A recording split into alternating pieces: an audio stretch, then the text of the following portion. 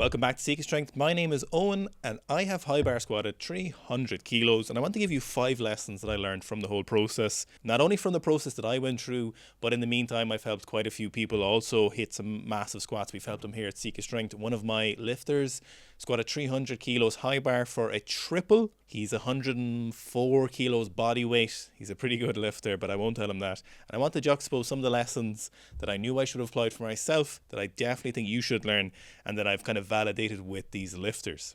So the first one is more isn't always better. Now, if you've been following the channel for quite a while, you might know the process that I went through to get the 300 kilos. I'll give it to you as fast as possible just so you're up to date on what actually happened.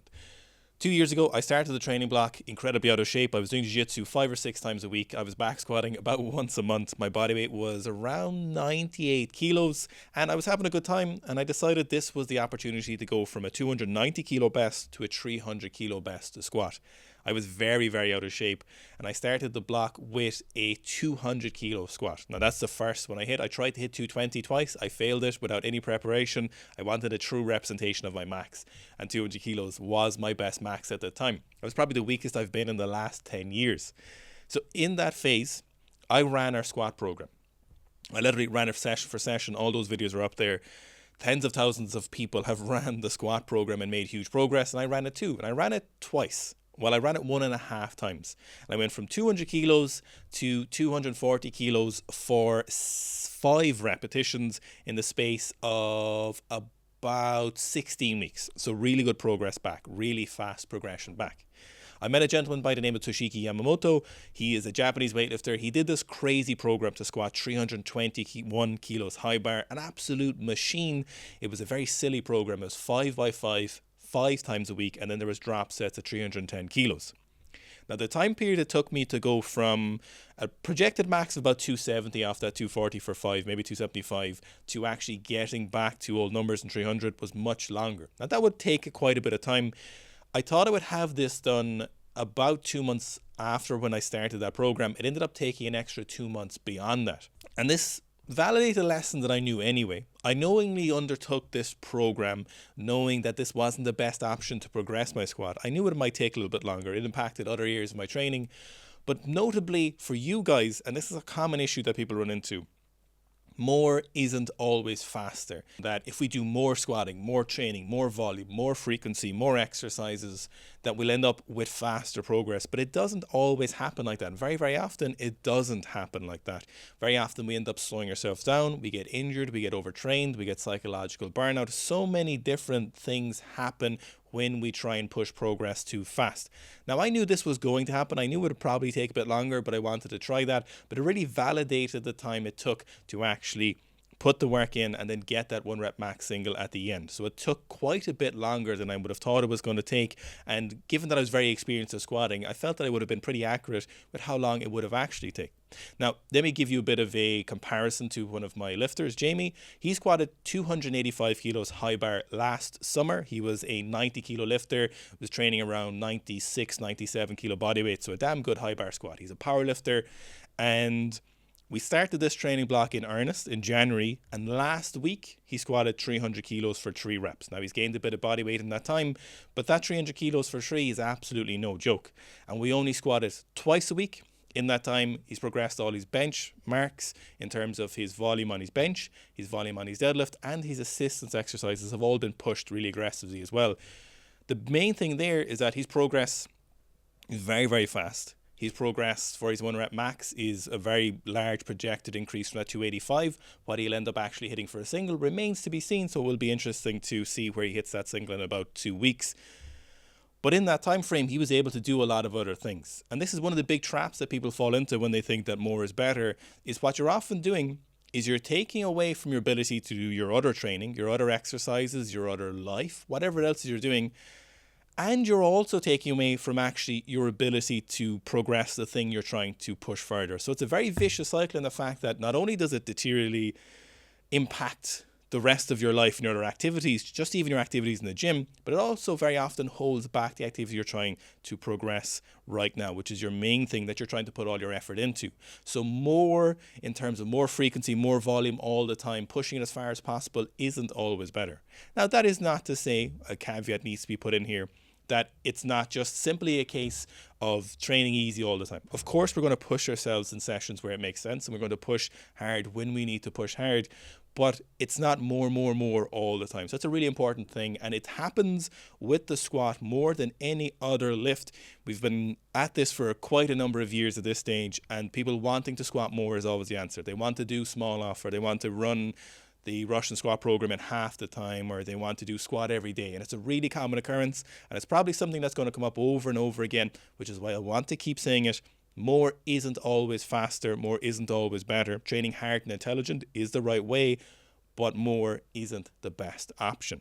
Number 2 is do your assistance exercise. This is something that I didn't do, and it's definitely something that I've been pushing very hard in the last year or so, or a year and a half, and it's definitely made a big difference to the quality of the squats. I hit 290 pretty casually at the end of last year while not really pushing my squat at a lighter body weight by about 5 kilos, and the quality of that 290 is superb, and that is coming from the fact that I actually did my core work, that I actually did lots of my upper back work, and it would have been even better if I had done some of my single leg work. I minorly hurt my hip flexor on that rep. That's going to happen at heavy weights, but if I had actually pushed my assistance work on top of that for my single leg work, I would have seen even a better quality squat and would have likely seen less of an egregious pain from that squat. So doing your assistance work is something that is not sexy. A lot of people don't want to do it. A lot of the times when people run our Road to Your Squat program, which you can get a guide to in the link below, click the link below, we'll send you a 17-part series on all the biggest questions that people have running the Road to Your Squat program. It's at least 10,000 plus people have run the squat program at the moment, and there's a lot of common questions, and I would actually caution you just to read this first. Get the guide first before you go do the program. Hold off for a little bit because it'll answer all of your questions and you'll be ready to go. If you've ran the program already, it'll definitely answer some of the questions you've done already, so it's in the link below. And one of the really common things we see is that when someone doesn't have as big a progression as they thought they were going to get in the program, we'll say, did you do the assistance exercises? And they'll say, no, I skipped the assistance exercises. And then when you talk to the people who made massive progress on the squat program, when they hit 20, 30, 40 kilos onto their squat, they will say they push the assistance work. And a lot of times those people will have added in extra assistance work that they know they needed. They will add in maybe single leg work, they'll add in some quad extension work, whatever it is that they know they needed, maybe specific single leg hamstring work, whatever it is that they know that they needed to do in their program. Very often the people that make the biggest progressions are the people that went above and beyond in terms of the assistance work and really diligently did it.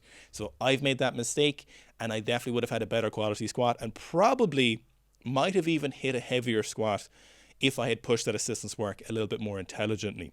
Now again, if we go back to my lifter Jamie, just to compare him to my squatting and his progression, because I feel like they're pretty good comparisons, we pushed his assistance work pretty diligently, we pushed it pretty hard. He did his sit-ups, he did his single leg band distracted split squats, he did his Nordic folds, he did all of the assistance work that he was supposed to be doing, and it pays off in the quality of squats. And from rep 1 to rep 3, this is really where that single leg work and that core work all pay off in terms of the quality of your squat.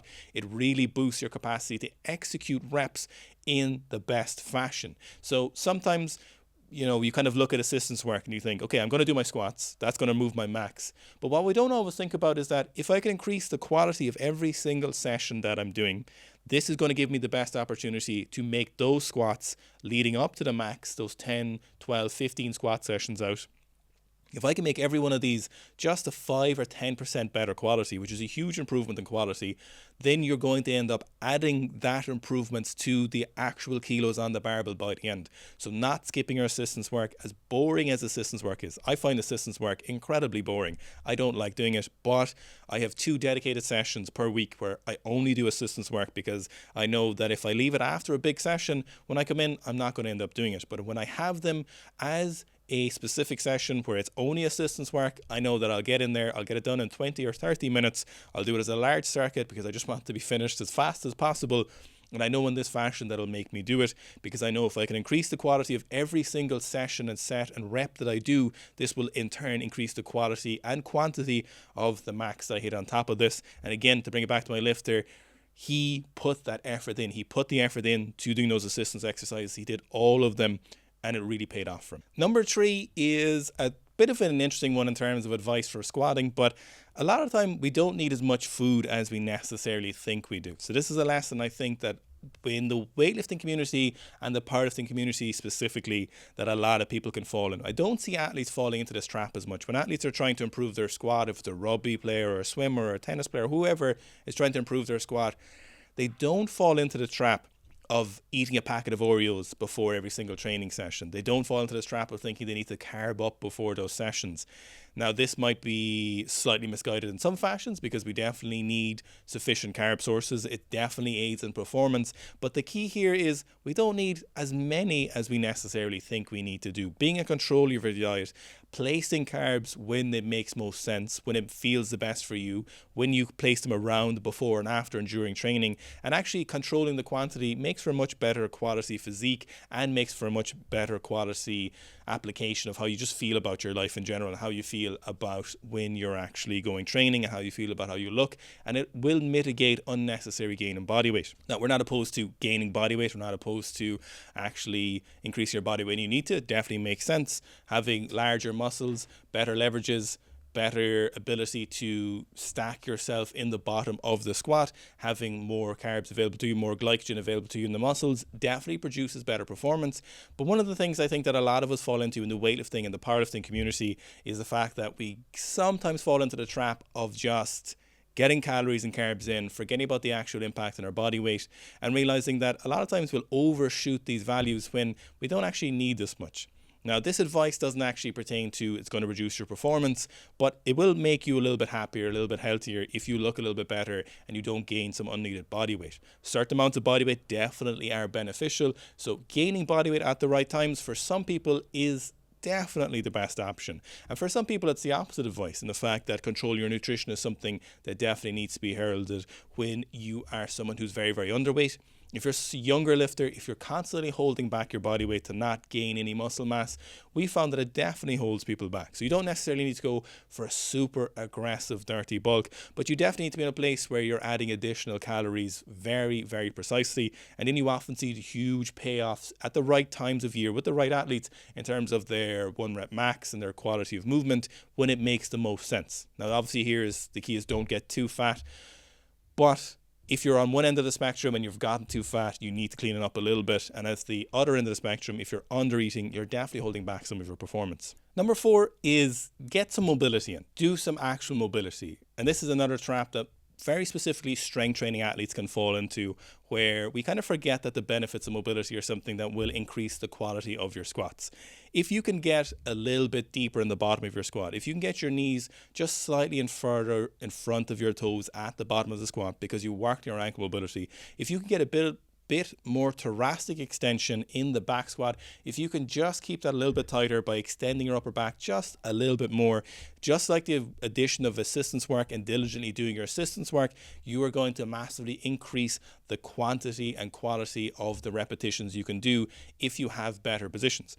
Now, mobility work and injury risk is a hairy topic, and saying it's definitely going to cause you to get injured or definitely cause you to not get injured isn't something you can say very, very diligently. But doing your mobility work allows you to get better quality repetitions in. It'll often allow you to produce better force across the repetitions. So, for example, if one of your legs is a discrepancy of mobility from the other side, for example, if you have a little bit less flexion in your right hip and you have a little bit less dorsiflexion in your right ankle, your ability to actually push through both of these legs evenly in a powerful manner is going to be reduced. And you might not notice this unless you actually get after that mobility. If you're in a position when we're just doing strength training work, we can often fly under the radar of realizing that we are a little bit tighter than we should be. We're not as mobile as we should be. Now, we don't need mobility levels of a 56 kilo weightlifter or an elite gymnast, but having a bit more mobility will often make you feel more comfortable when you're training. And we're always trying to figure out what ways can we make training feel a little bit better. It's not always that having more mobility is guaranteed to put more kilos on the barbell, but we're trying to figure out what can increase the quality of movement and then what can make us feel better when we're doing this movement. So if you hit the bottom of the squat and your hips always feel a little bit tight. Let's say they're not even painful at the bottom of the squat, but if you hit the bottom of your squat and your hips always feel tight and gunky, you're always going to shy away from that. You're always going to enter that bottom of that squat just a little bit slower. Or if you have a little bit of pain in your elbows when you're trying to rack the barbell, and you can only bring your grip in a little bit closer as the barbell gets heavier, I'm sure some of this sounds familiar, you're not always going to be able to hit the best positions. So if your best position is a closer grip on the back squat, but you can't get there till the weights get to 80%, you're not sufficiently reinforcing the technique that you should be doing. You know, for example, if you can't get deep only on heavy weights, what you'll often find is that lifters will then cut the depth on heavier weights because they're not used to hitting that bottom position, and it's going to reduce the quality of your heavy singles. So doing your mobility oftentimes doesn't take that much work. It just takes a bit of consistency and awareness that you need to do some of it will really increase the quality of repetitions. So this is something that oftentimes people don't fully appreciate that they should be doing something, and it's only after they gather this mobility and improve their mobility that they actually see the implications on their lifting are much better than they would have realized. So getting after some mobility, you'd be surprised how 10 minutes of diligent mobility before training, or something like 15 minutes before you go to bed, can really increase the quality of repetitions, especially right now. If you're an older lifter, if you're 40s plus or 30s plus, or even if you're in your 20s and you're sitting at a desk all day, you really don't appreciate, if you're not doing mobility, if you haven't been mobile before, how much better you're going to feel when you're training. And the effect that this has on your training is huge, and I would highly encourage you just to get after that some mobility, because we can forget about it. It can be something that a lot of times people just forget about when you are doing strength training, because we can just do those movements and we can warm up with the movements and we can hit the positions we always hit, and we get used to this and we get into a pattern of not realizing that this could be better. My last piece of advice when you're squatting is don't get out of shape, or don't get too out of shape if it's something you want to keep progressing. The heights you hit aren't something you're going to be able to always keep. That's perfectly acceptable. We're big on periodized training. We're big on pushing things when they need to be pushed, depending on what sport or your activity is. That's all great. But getting really far out of shape is definitely something that will hold you back in the long run. If we hit very high peaks and then we hit really low valleys, eventually we'll get to a stage where a training block is going to take so long to get back to just where we were before, that it's going to be time where we need to deload for a period of time, where it's time to end that training block because so much fatigue has accrued that we actually have to take a break. This is something that can happen a lot of times when people, for example, push a lift really far and they go really hard after during a training block. And this kind of harkens back to that first point, where if we push things too far, when we do more than we need to do, we can get some psychological burnout. And what often happens then is lifters regress because they're kind of tired of doing that lift. They really let it fall off too much. And it's not that hard to actually keep your strength lifts to a sufficient level where you're ready to spring off of. If you hit a really high peak and you regressed even half of that, a lot of times that's still okay. Because from here, that progression back can happen quite quickly. You can get back to 90% of all numbers a lot faster than you think you can. However, if you hit the threshold where you're so out of shape that it takes a really long time just to even get back to that 50% or 60%, it can really mess up your training blocks. That's kind of the point where people start hitting training blocks where they haven't hit a squat PB or a deadlift PB in 2 or 3 years, which is definitely something that's more common than it should be. Very rarely do people ever hit their genetic maxes. A lot of times people are concerned with, do you think I'll ever squat 180 kilos, or will I ever squat 200 kilos? That definitely isn't something that you need to be concerned about. You hitting your genetic max is definitely something that is not your major problem.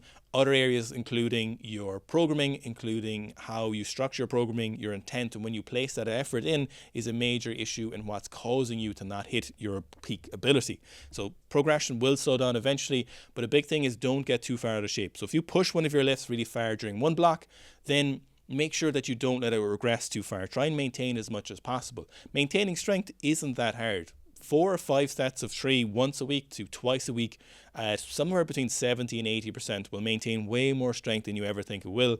It'll be very, very simple. It's very, very casual. This kind of training can also be quite pleasant when the fact that you know you're not pushing the lifts, so you have less psychological pressure when you're coming into those training sessions, because you know you're not trying to add 10 or 20 kilos to this next week. You know you're literally just coming in and you're trying to get a session done.